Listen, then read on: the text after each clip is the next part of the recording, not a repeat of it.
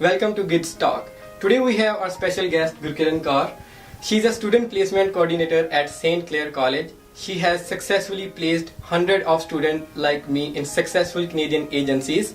She is here to enlighten our viewers how to prepare a resume and a cover letter to be successful in Canadian job market.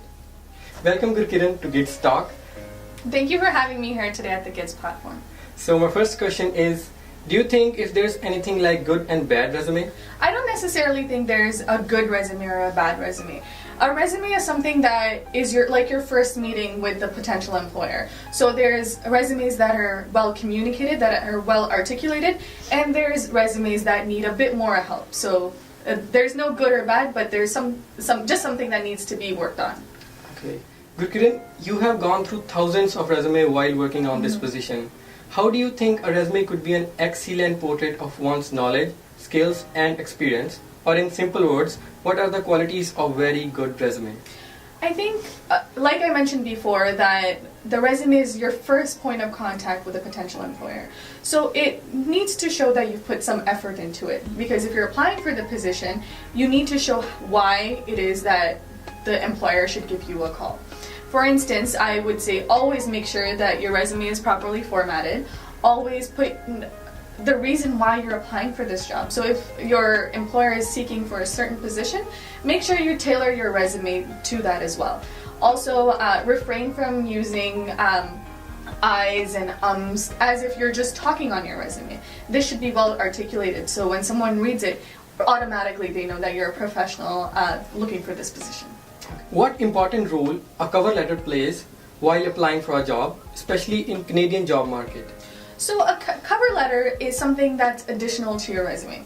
A resume should be short and crisp, no longer than 1 to 2 pages long.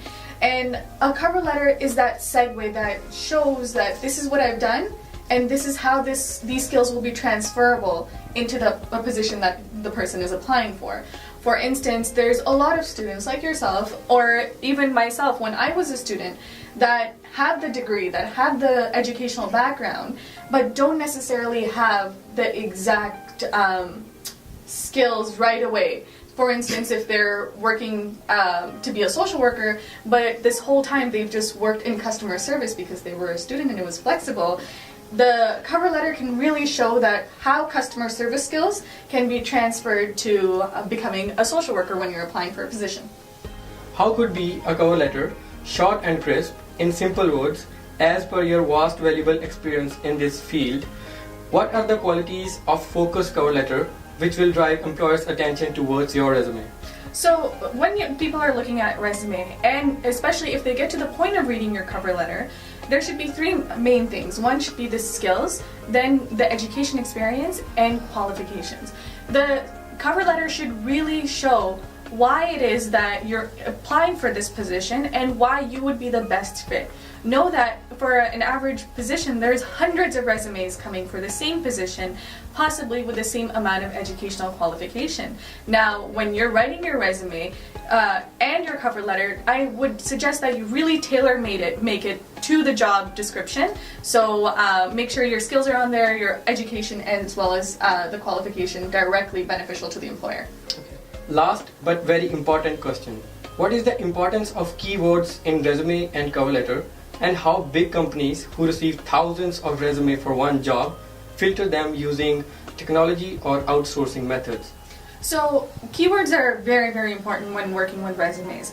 And as like you mentioned, many companies are using technology and outsourcing methods which filter your resumes. So if your keywords are not matching the ones in the job description, your resume will unfortunately not even make it to an actual person.